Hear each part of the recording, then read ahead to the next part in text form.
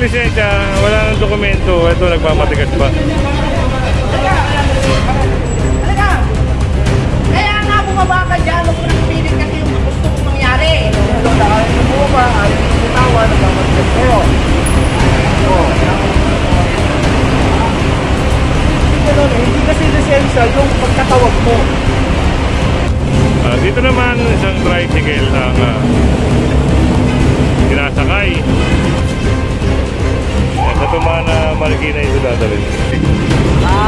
Illegal parking po kasi siya dito na rin. Dito naka-illegal parking.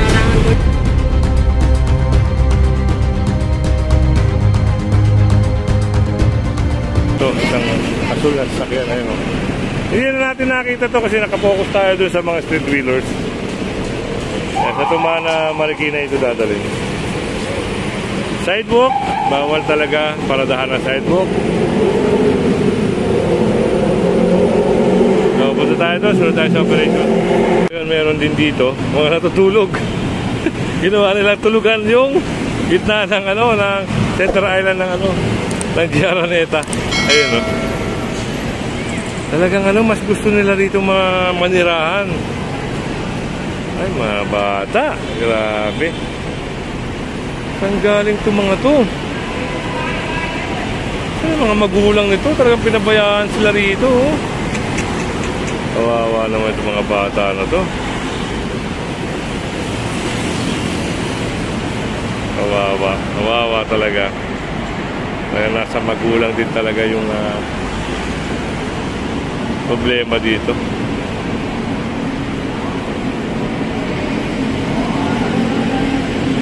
Pinali sila.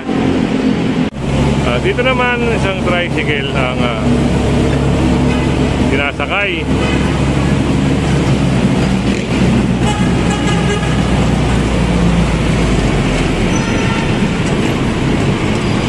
Sir, bakit sinakay, sir? Bakit sinakay? Illegal parking po kasi siya dito na rin. Dito naka-illegal parking. Narangan ko na itong sidewalk. Okay, thank you. Ayan, kaya pala naisakay dahil sidewalk na kamarada.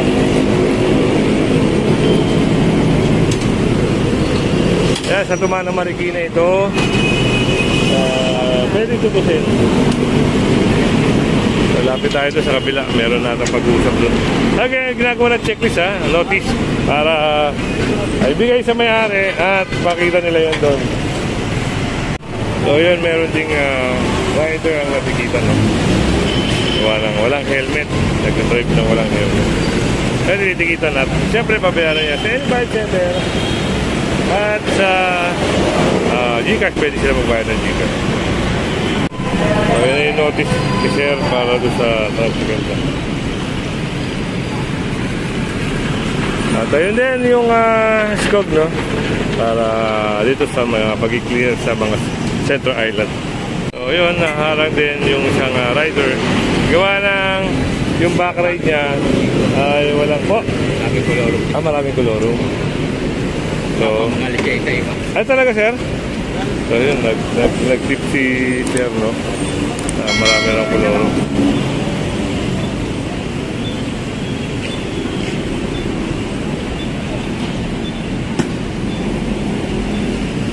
So yun, hiniram yung lisensya at titikitan nga ito ng no crack helmet violation.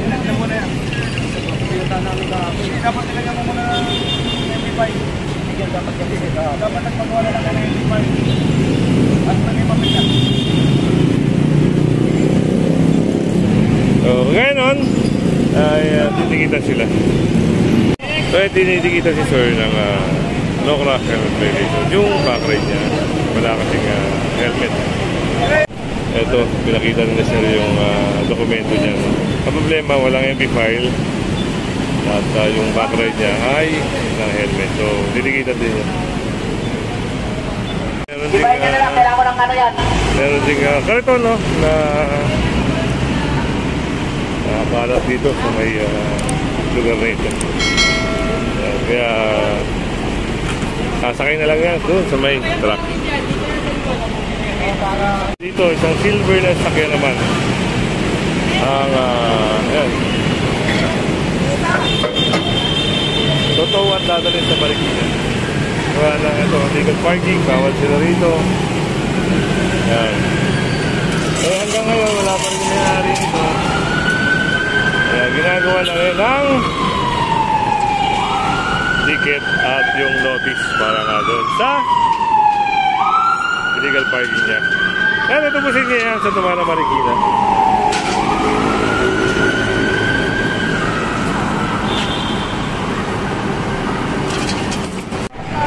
So, eto. Si tatay ay, yun, walang helmet. Ang problema, tignan natin kung, yun, may lisensya. Titikitan ito ng no crash helmet violation. So, yun. Napakalaki nito, no? Kakayanin kaya ito ng, ano, ng towing.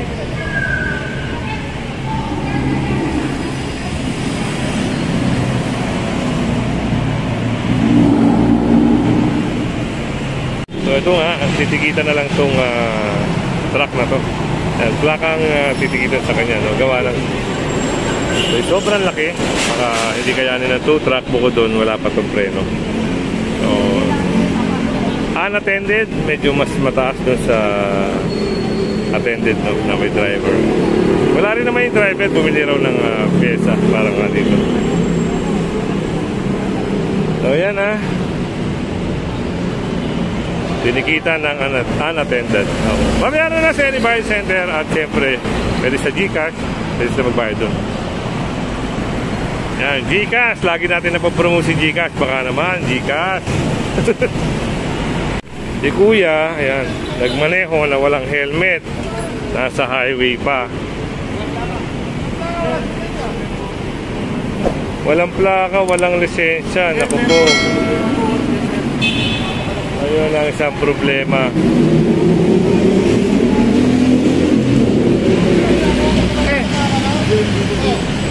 Maglabas ka ng lisensya o RCR. Lahat ng plaka yan. Pag wala ka may lamas ng RCR mo yung plaka. Opo sir, nakita po sir. So, hintay na lang yung towing, no? Kasi Hindi sir, hindi na po.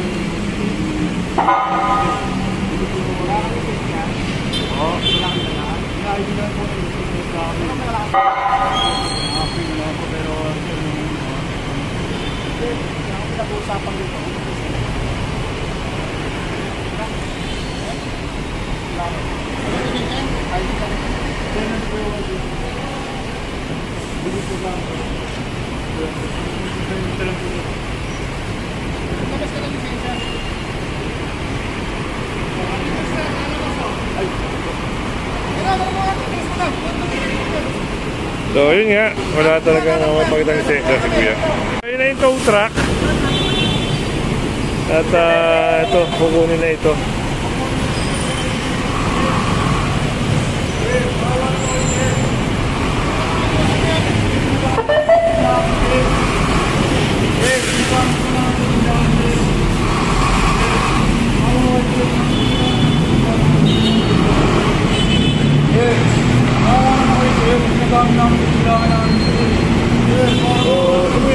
Ang problema kasi, yun, wala siyang helmet, walang lisensya.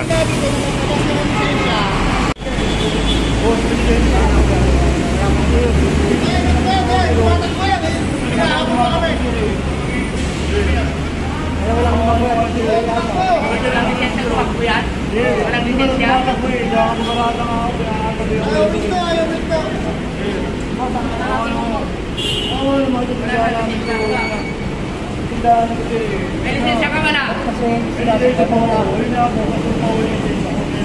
Wala ka pala lisensya eh. Baka niya ka pa. Baka niya ka pa. Baka niya ka pa. Pinapakita ka pa.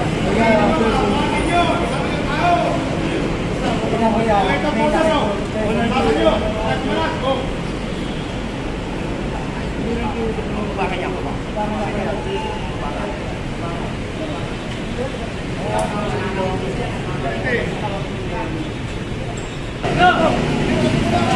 Wala na siyang lisensya, wala nang dokumento. Ito, nagmamatigas pa.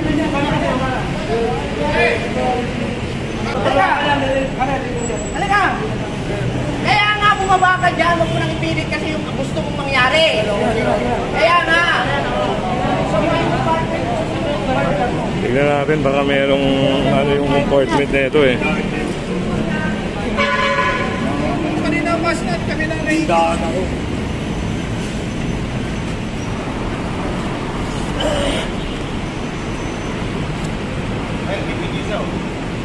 Tayo mo, nabibidyo.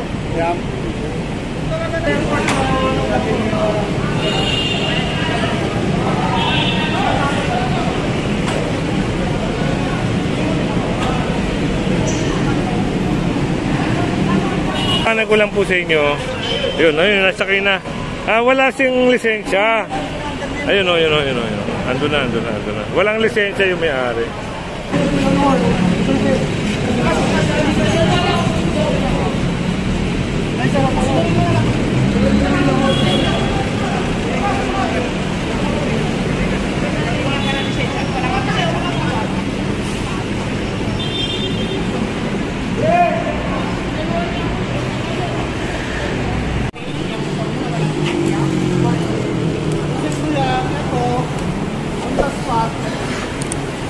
Nahuli, walang helmet, walang dalang lisensya, walang plaka yung motor. Ay, ito kasi katwiran yun.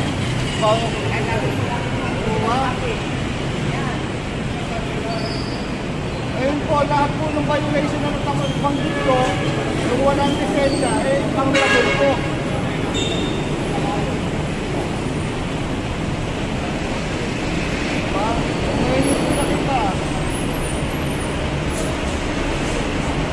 So, alam naman natin lahat ng mga rider na walang lisensya na mahuhuli at walang rehistro o hindi dala yung dokumento, impoundable po yun. So, wala na siguro rason na yan, makiusap sila. Mayayari ito sa Tumana Marikina na lang nila. Ito, tutubusin.